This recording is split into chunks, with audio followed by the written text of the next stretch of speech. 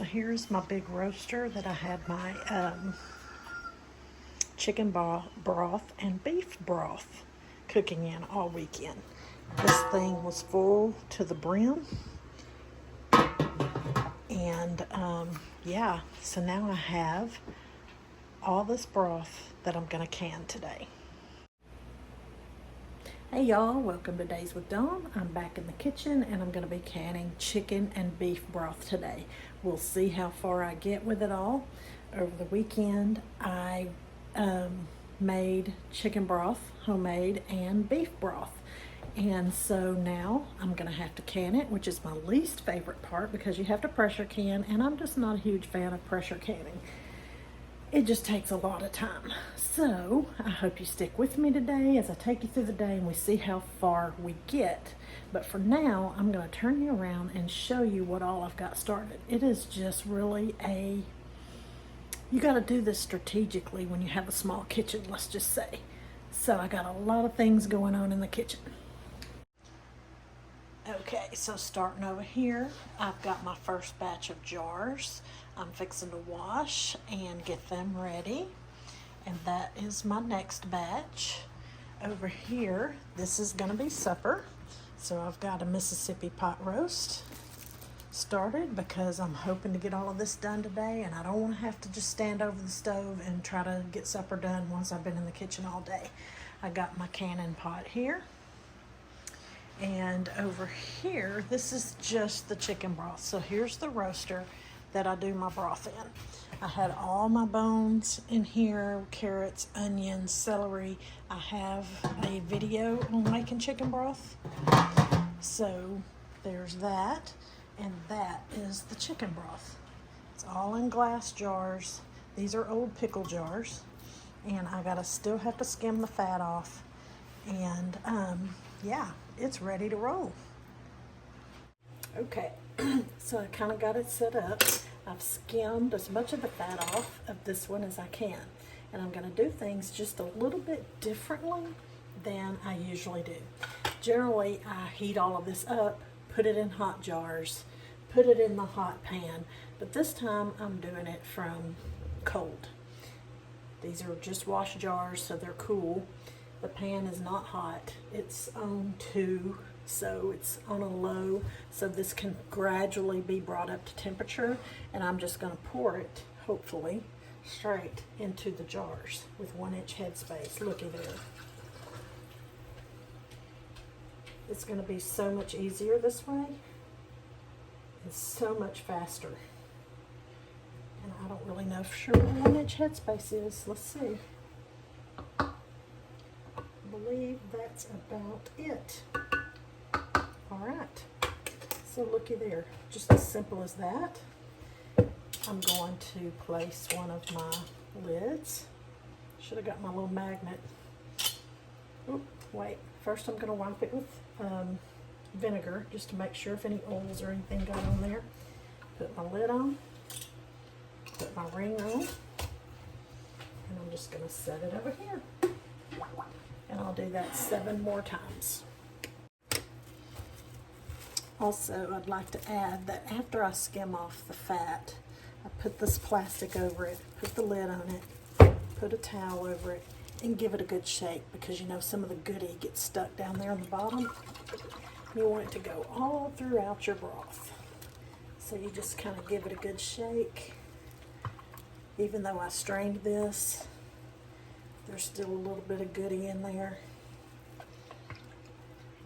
So much flavor.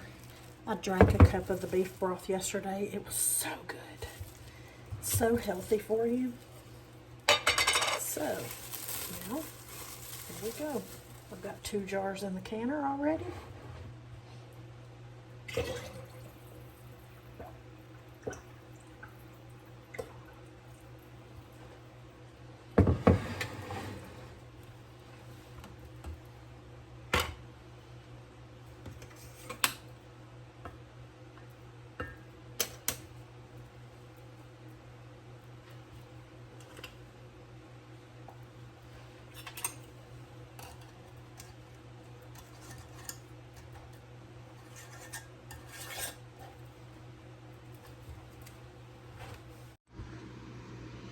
Okay, so I have all the jars of broth in the canner. I've got my canner set on 5. This is where it's going to be a little bit different. I'm gradually going to bring this up to a warm temperature before I put the lid on and start the canning process. Generally, whenever I've done it before, I have all hot stuff. My liquid's hot, my jars are hot, my canner's hot, and so I can just immediately close up the canner and start canning. But since I'm doing it this way, I want to gradually bring that up to temperature so I don't bust any jars. All of these jars are almost brand new. I think I've used them one other time. There's a few in here that are brand new, so they should not have any issues at all. And so hopefully, fingers crossed, I won't have any mess ups. So this is what is left of the chicken broth after I did 7 quarts, which are still here warming up. 9:45, I started this about 9, so not doing too bad. And this is my beef broth. See the difference in fat? Chicken, beef. So I have to skim off all that fat before I can start canning it. So the next batch will be mixed, and it'll be pretty fun keeping them apart. Okay, so I've been at this for an hour and 34 minutes. I have pressure in my canner. I'm just waiting for my little jiggly thing to start jiggling, and then we'll set the timer for 25 minutes. Okay, so my level of frustration is through the roof, and I will show you why. I have no jars finished, and it's 12:15. I started my canner, and it started whistling so loud. So I turned the burner off, took it off the burner, and let it just come back down to room temperature. Basically, I think my canner is ruined. This is the 3rd time I've had issues with it, so it is going away. So this one is brand new, right out of the box. I've had it, and I'm intimidated by it. So I've got it out. I've read the instructions. They're so vague, but here we go. Ready or not, we're gonna have chicken broth. I've got the rest of them poured up and ready to go when this one gets done, but this put me off by about an hour. I'm ticked, to say the least. Okay, so we had a little mishap. It is now 2:30, and I've just got done with my first batch. I started at 9 a.m. I did take about an hour break because my adrenaline got so high. This canner started whistling and screaming and would never come to pressure, or it did come to pressure, but the jiggler wouldn't jiggle. So I believe that this thing almost exploded. This is a brand new canner that I've had for quite a few years, and I was intimidated by it, but I've ran my first batch in it, and I love it so much. And I'm just about to open it up and see how the jars did. They canned in this for I don't know how long, trying to get the jiggler to jiggle, and then they went to this for 25 minutes. This is the next batch that's going in when this one comes out. So I'm done with this one unless I can get a new gasket, get it figured out. I'm done. This is the 3rd time. I'm over it. Too much time and energy wasted. So let's see how these turn out. Okay, y'all, day 2. Yesterday was a disaster with the canning, and I just put it away, and I called my mother. I've been canning for 15 to 20 years, and I don't even know what's going on, but I cannot pressure can. My mom loves to pressure can. Do you ever quit needing your mom? Called my mom. I'm like, I'll barter with you. I'll give you some of these chicken broth, jars of chicken broth, if you'll can them for me. So I'm loading up here in just a minute, and I'm carrying all these jars over to my mother so she can can them. Thank you, Mommy dearest. Goodness gracious. I don't even know. I feel like I've turned 50 and I've lost my ever-loving mind. So, day 2, here we go. All right, ready or not? Here we go. Jars in tow, headed to Mom's.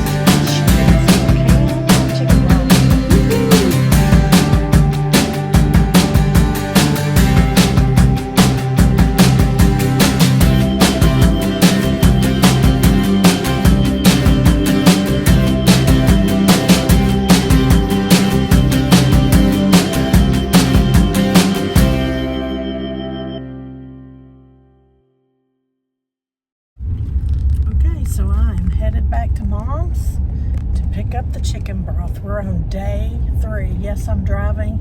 She lives 1 mile from my house. And one's an FM and one's a little county road, so no biggie. We're out 10 miles out of the city. So anyway, yep, on the way, getting the chicken broth and heading back home. If you're still here, thank you for sticking around with me with my canning frustrations. I just want to give a huge shout out to my mom for always being there. I mean, I just dumped this on her spur of the moment and she just took it and ran with it.